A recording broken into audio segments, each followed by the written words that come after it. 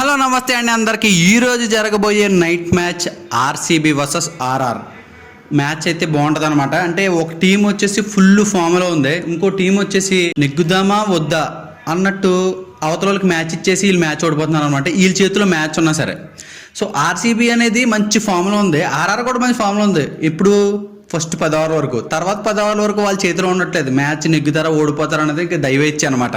So ఈ రెండింటి మధ్య మ్యాచ్ ఈరోజు అసలైతే మంచి ఎలా ఉంటుందంటే మనం ఊహించలేము, అలా ఉంటుంది అనమాట. వన్ సైడ్ అయిపోద్దో చెప్పలేము, లేకపోతే ఓడిపోయిన వాళ్ళు నెగ్గుతారో చెప్పలేము. ఎందుకంటే ఈరోజు మ్యాచ్ చిన్నస్వామి స్టేడియం అంటే ఆర్సీబీ వాళ్ళకి అసలు మ్యాచ్ విన్నింగ్ రేట్ లేని పిచ్చు. ఈసారి నెగ్గుతారా, ఆ రికార్డ్ని బ్రేక్ చేసి ఈరోజు ఆర్సీబీ వాళ్ళు నెగ్గుతారా, లేకపోతే వాళ్ళ డౌన్ఫాల్ని చిన్నస్వామి స్టేడియంలో మళ్ళీ అలాగే కంటిన్యూ చేస్తారా అని తెలుసుకునే ముందు ఈ రెండు టీముల మధ్యన కీ ప్లేయర్స్ ఎవరో, అందులో స్ట్రెంత్ ఏంటి, వాళ్ళ వీక్నెస్ ఏంటి తెలుసుకుందాం. ఫస్ట్ ఆర్ఆర్తో స్టార్ట్ చేద్దాం. ఆర్ఆర్తో వచ్చేసి కీ ప్లేయర్స్ ఫస్ట్ బ్యాటింగ్లో చూద్దాం. బ్యాటింగ్లో వచ్చేసి ఫస్ట్ యశస్వి జైస్వాల్ అలాగే రియాన్ పరాగ్. వీళ్ళిద్దరు కూడా మ్యాచ్ ఆడితే ఆల్మోస్ట్ ఆ రాజస్థాన్కి గెలుపు వచ్చేసినట్టు. అంటే లాస్ట్ వరకు ఇద్దరిలో ఎవరో ఒకరు ఉంటే మ్యాచ్ నెగ్గినట్టే. ఇఫ్ ఇన్ కేస్ ఇద్దరు లేరంటే మ్యాక్సిమం మనం చెప్పలేం మన చేతిలో ఉంటుందో లేదో తెలియదు.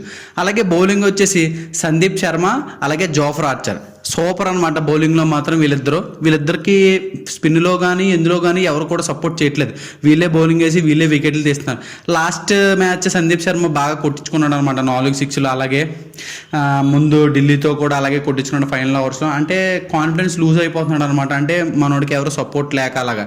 కానీ సందీప్ శర్మ అనేది బిగ్ థ్రెట్ అనమాట ఆర్సీబీకి. ఎందుకంటే సందీప్ శర్మ 7 సార్లు విరాట్ కోహ్లీని వికెట్ తీశాడు. విరాట్ కోహ్లీ ఆర్సీబీకి మంచి కీ ప్లేయర్ అనమాట. ఎందుకంటే విరాట్ కోహ్లీ స్టార్టింగ్ స్టేజ్లోనే 70 runs 60 runs 40 runs అలా కొట్టి ఆర్సీబీకి మ్యాచ్ విన్ చేస్తున్నాడు అనమాట. అలాగే సందీప్ శర్మ వచ్చి విరాట్ కోహ్లీ వికెట్ తీస్తే కొద్దిగా డౌన్ఫాల్ అయ్యే ఛాన్స్ ఉంది. సో ఆర్సీబీ వాళ్ళు కూడా స్టార్ట్ బాగిస్తుంటే ఆటోమేటిక్గా మ్యాచ్ కొడుతున్నారు అనమాట 2-3 వికెట్లతోనే. ఇది అనమాట రాజస్థాన్ రాయల్స్ కొన్న కీ ప్లేయర్స్. కానీ ఇంకొకడు ఉన్నాడు సూర్యవంశీ 14 సంవత్సరాల అబ్బాయి. సంజు శాంసన్ ప్లేస్లో రిప్లేస్ అయ్యి వచ్చాడు. ఫస్ట్ 6 కొట్టాడు శార్దుల్ ఠాకూర్ని. 14 సంవత్సరాల్లో మనం అంటే బ్యాట్ వెయిట్ కూడా ఉన్నాం అనమాట. అలాంటిది ఆడు ఐపీఎల్లో ఆడిని ₹1 కోటి పెట్టుకున్నారు. నీ సంపాదన ఎంత, నీ వయసు ఎంత, మన సంపాదన ఎంత, మన వయసు ఎంత. ఆడిది 14 సంవత్సరాల్లో గవర్నమెంట్కి 30 లక్షలు ట్యాక్స్ పెట్టి ₹1 కోటి పెట్టుకున్నారండి. That is the power of sports అనమాట.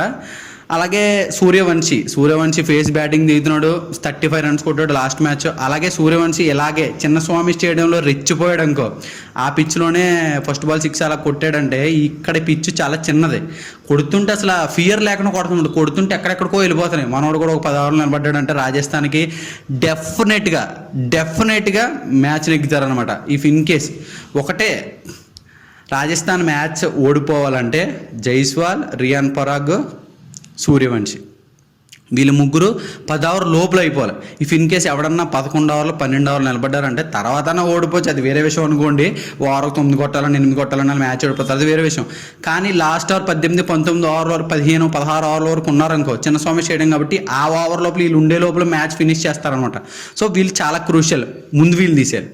సో అలాగే ఆర్సీబీలో కీ ప్లేయర్స్ ఎవరు చూద్దాం. ఆర్సీబీలో కీ ప్లేయర్స్ వచ్చేసి ఆల్వేస్ విరాట్ కోహ్లీ, నెక్స్ట్ రజత్ పడిదార్. బ్యాటింగ్లో వీళ్ళిద్దరు అనమాట టాప్ 4 బ్యాట్స్మెన్లో. ఫేసింగ్లో విరాట్ కోహ్లీ, అలాగే సెకండ్ ఓవర్లో రజత్ పడిదార్. వీళ్ళిద్దరూ బ్యాటింగ్ సూపర్గా ఆడుతున్నారు. అలాగే చాలా ఎక్స్పీరియన్స్ ప్లేయర్. సో మ్యాచ్ నెగ్గడానికి వీళ్ళు కారణం అనమాట. అలాగే ఆర్సీబీలో చాలా తట్టుకోలేని విషయం ఏంటంటే లివింగ్స్టన్ కూర్చోబెట్టారనమాట.